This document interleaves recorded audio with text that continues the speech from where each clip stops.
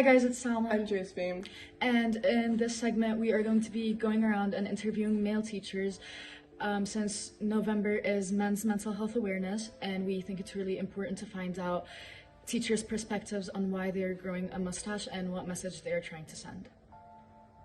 Why have you decided to take part in Movember, and why do you think it's important? Mr. Buckley's really the person who's really picked it back up at our school. When Movember, I guess, first started, it was more to do just about like men's physical health. Now Movember's really grown into something more about men's mental well-being and health, which has really kind of been a covert issue, like a secret, like something you're not supposed to talk about. So the mustache is supposed to be like a lighthearted way to, bring awareness to it and talk about something that's, pretty serious. Yeah, I've taken part in Movember for the last, maybe 9 years.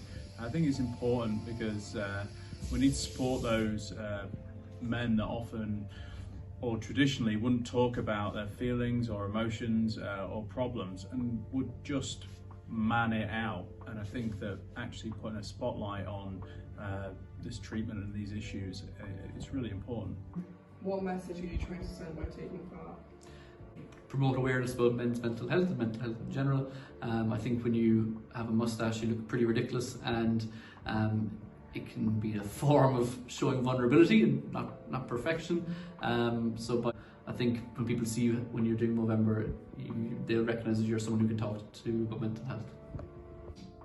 Sometimes comedy or a bit of humor is a great way into like sensitive topics, and if you look at the teachers around the school with the mustaches, I think we look fairly comedic, but what message am I trying to say is that, maybe it's a signal to be like, if you would like to talk to me about anything, but ultimately that there's people in the school and in the ISL community that are here that you can talk to about things.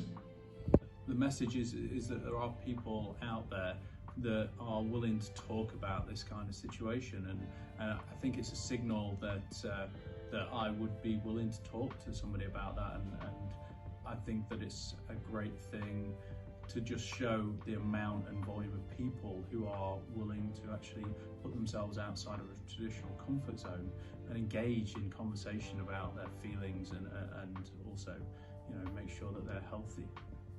What advice would you like to tell your teenage self about your mental health awareness and what it means to be a man? I suppose first of all that vulnerability is a good thing, that trying to be perfect isn't the best approach, and trying to be the best isn't always possible. Talking to people is the most important thing you can do when things are going well and things aren't going so well. And just, I suppose, don't take everything so seriously.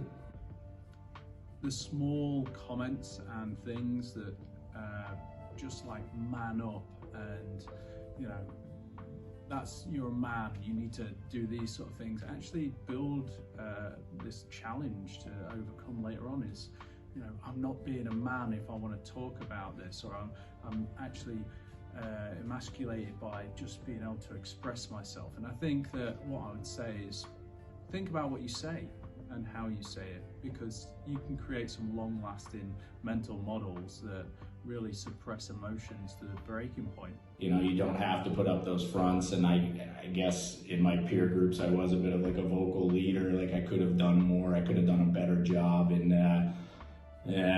allowing people to know that like emotions were okay, right? We're supposed to, certainly when I was a teenager there was definitely the idea of like nothing mattered, whatever, it doesn't matter, but deep down of course these things mattered. Grades, friendship groups, girlfriends, all these things mattered, but there was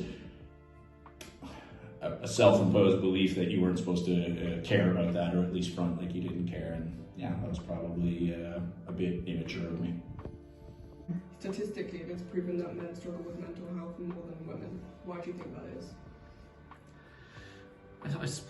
It's a tricky one. I suppose sadly men aren't traditionally as good at talking and opening up when they're feeling vulnerable. There's kind of the idea of trying to be the man's man and stiff upper lip and all that. I think if more men spoke about how they're feeling and when things aren't going so well, if they share their problems, then maybe that's something they can do to bring that stat down. I think the obvious answer would be the idea that if you talk about your emotions as a man, then you are weak, and that comes with sorts of different linking aspects about who you are and what role you play in society. And so I think part of it may be the breadwinner, the traditional family unit that puts the pressure on, holding it in and holding it together for other people, and really putting all that weight on somebody's shoulders. And so I think suppression is a challenge towards recovery. And in that case, if you're struggling with something and you can't talk about it, then it just builds. I think it dates back to that. I just realized I have a mustache and a unicorn headband. I think it dates back to that thing, the belief that men aren't supposed to have emotions, and we also, we need both men and women, try to make guys feel comfortable in the sense like, of course we have emotions, of course, but we have to put on this facade or this face like nothing else matters. So, come back, sorry, say that question one more time. Male suicide rates, a lot of these things are high, or disproportionately high, because men have to be like that old school cowboy tough, right? Like they're not supposed to talk. They don't even, not only that they're not supposed to talk about it, they don't even have it, right? Like they don't even have these kinds of emotions. And so to talk about those feelings is admitting to having them. And I'm no psychoanalytical expert, but the more you kind of bury and hold those feelings down, and that can lead to the sort of downward spiral of poor mental health and well-being.